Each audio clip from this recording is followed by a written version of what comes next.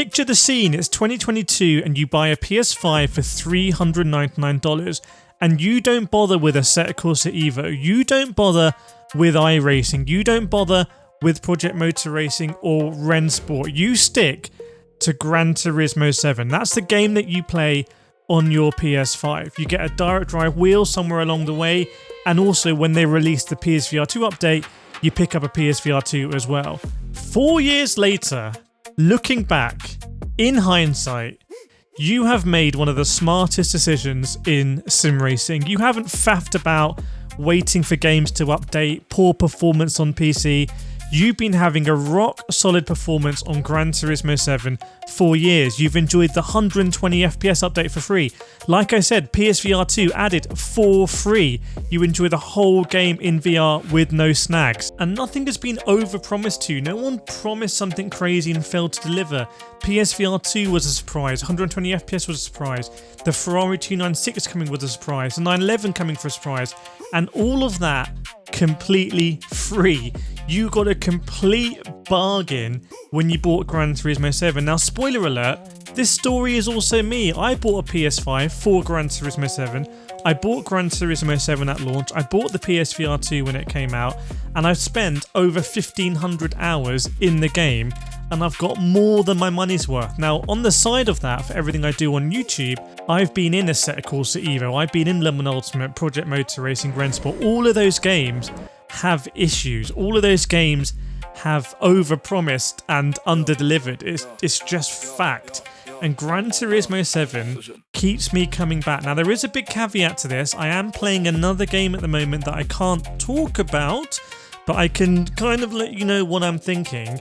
But I want you to let me know at this point in the video, put a glasses emoji in the comments if you had the foresight to get Gran Turismo 7 at launch and if you've really enjoyed it. Because I think the happiest sim racers are those sim racers that got GT7 at launch. I think you guys have really enjoyed it. Now, these are the reasons why you guys are so happy. Firstly, no one is massively criticising the Gran Turismo 7 handling model. Like, it's not one of these ones where people are like, oh, it's an arcadey game. Like, if you think about it, people aren't really criticising it. Why is that? There's a couple of reasons. Firstly, you have people like Super GT, and actually I would say myself, we're doing real world racing. We've come from Gran Turismo. It shows that the fundamentals of driving in Gran Turismo do apply to the track for your favourite content creators. Also, the likes of Lucas Ordonay, who I've spoken with, Igor Fraga, who's driving a Super GT, Jan Mardenborough, who I was alongside in the Gran Turismo movie. All of these guys are doing top level motorsport, again having come from Gran Turismo, or Gran Turismo has been a big part of their story.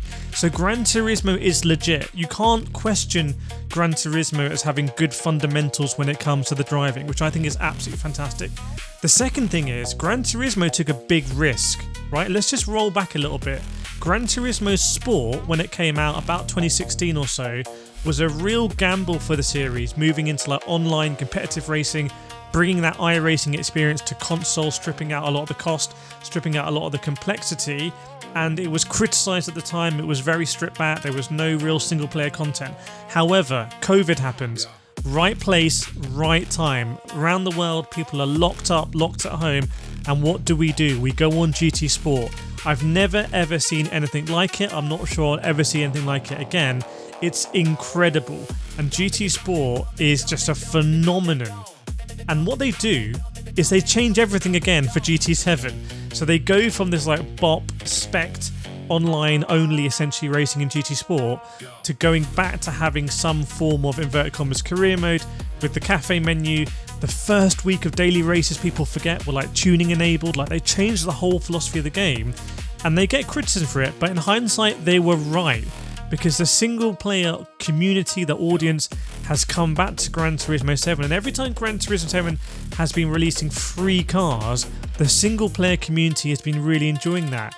You do your weekly challenges, you enjoy tuning up these cars, driving them in different scenarios.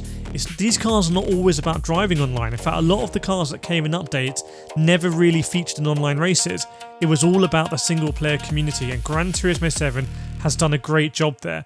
And that's also why Gran Turismo sim racers are the happiest, because you guys can just jump in these cars and have fun. Whereas in online racing games like Le Mans Ultimate, iRacing, there's more stress, there's more pressure involved, there's more practice required, there's higher stakes. And for a lot of people, we're working our day jobs, we come back home from work, we just want to have fun and drive, and that's what Gran Turismo 7 gets well. Even though I believe that the career mode in Gran Turismo 7 is not the best Gran Turismo career mode, it's still miles better than basically every other game that's come out. Even something like Project Motor Racing, I think the career mode is a bit laughable. I'm worried about Le Mans Ultimate's career mode because the first screenshots I saw of that looked very basic. I'm very glad they're spending more time on that. So single player sim races are happy because you're getting the free content in GT7, but what about the hardcore? This is the funny thing. This is why Gran Turismo 7 sim racers also are happy, because VR, you guys are eating in Gran Turismo 7. And you look at the new sim racing titles coming out, Project Motor Racing, no VR. So the hardcore are just not going to be that interested in it. Rennsport at the moment, no VR. Again, you're not going to attract the hardcore like that. Whereas Gran Turismo 7, ironically, has one of the best implementations of VR in sim racing. And it's quite awkward for people who want to bash Gran Turismo because they might be playing a sim that actually doesn't support VR. But Gran Turismo 7 VR has breathed so much life into the game. I've done so many hours in virtual reality and had a great time. Any car that comes to the game you want to try out in VR. It's fantastic. Right, here's the caveat, okay? I'm playing another game at the moment that I can't talk about yet. There's an embargo, okay? Everything that Gran Turismo 7 does well on PlayStation, if another game can do this and is going to be fresher and newer and have live service support and, you know, make the players feel welcome, not make things overcomplicated, understand that we're, you know, a lot of us are busy people, we come home, we want to race, we want to drive, then that could put Gran Turismo 7's position under threat. But until something has officially come out and I can talk about it, then Gran Turismo 7 at the moment is just unbeaten. I think a great example of this is Forza Motorsport. Forza and Gran Turismo are like King Kong and Gorilla, right? For decades they've been going back and forth and people arguing about which one's best, okay? Forza Motorsport comes out in 2023. I think Gran Turismo 7 just destroys Forza Motorsport. Like, Forza Motorsport is no longer having any new content.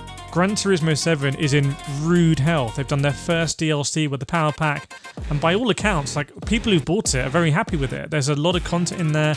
I really like the tunes they've done in that as well. So Forza Motorsport shows it's very hard to compete against Gran Turismo 7.